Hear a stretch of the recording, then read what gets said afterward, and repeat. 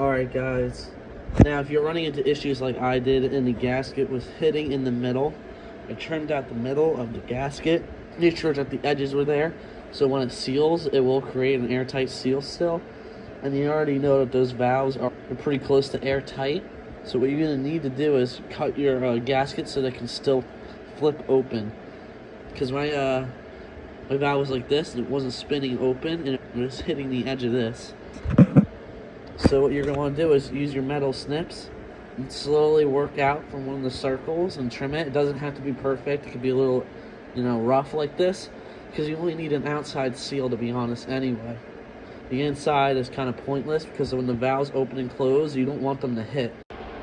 As you can see, look how small the diameter of that hole is. The valve can barely open in it, so if you could trim the outside of it, it will actually let it open and not hit it.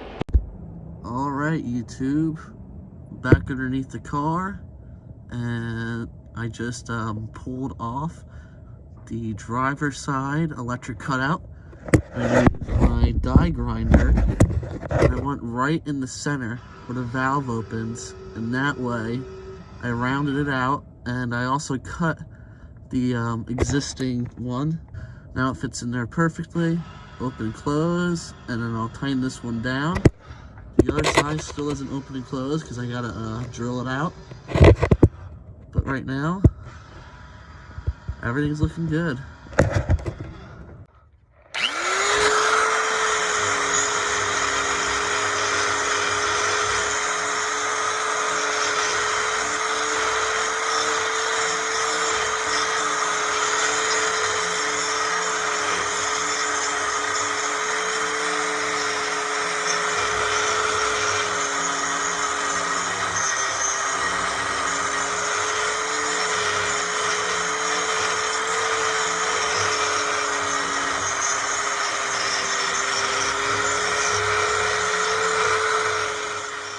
Remember guys, to wear eye protection and a mask at this point. You don't want to be breathing in all this dust, metal shavings, or get anything inside your eye.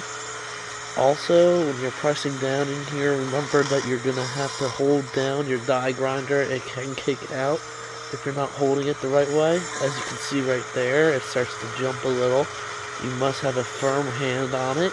And remember, don't go too thin, like I said. You want just enough space for the valve to open and close.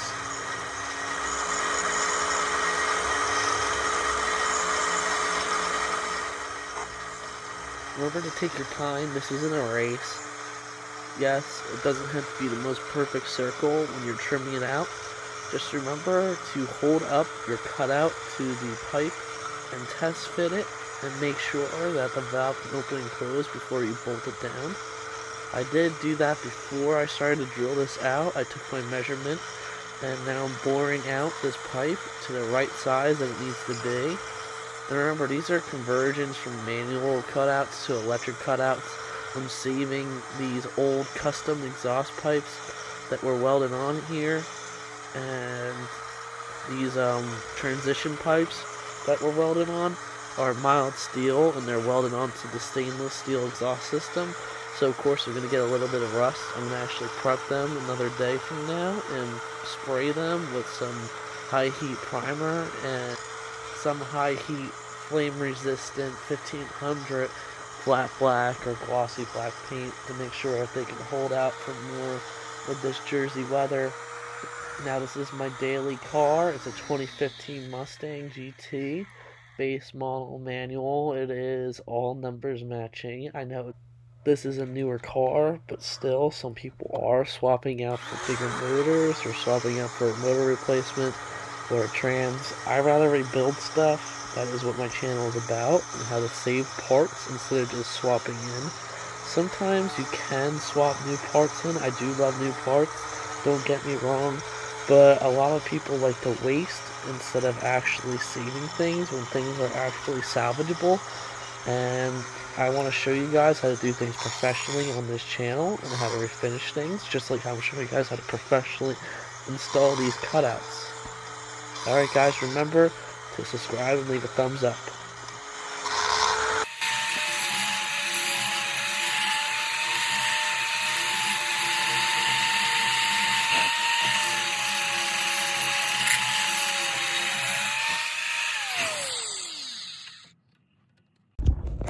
Alright guys, both of them are installed and work.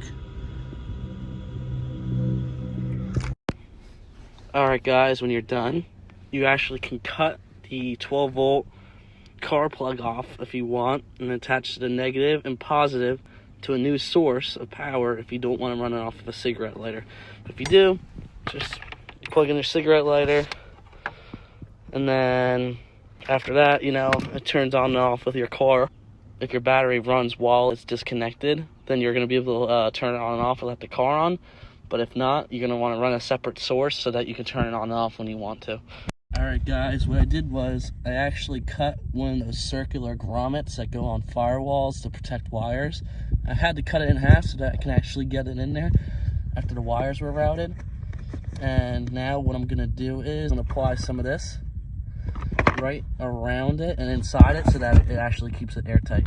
After you're done applying it, I put a lot on there. I didn't mind if it looked a little slathered, just like how I do this with the seam sealer. Kind of just laid it on there as fast as possible and as efficiently as possible. So you're gonna want to let that dry before you push your carpet back on it. You do not want your carpet to get ruined by it.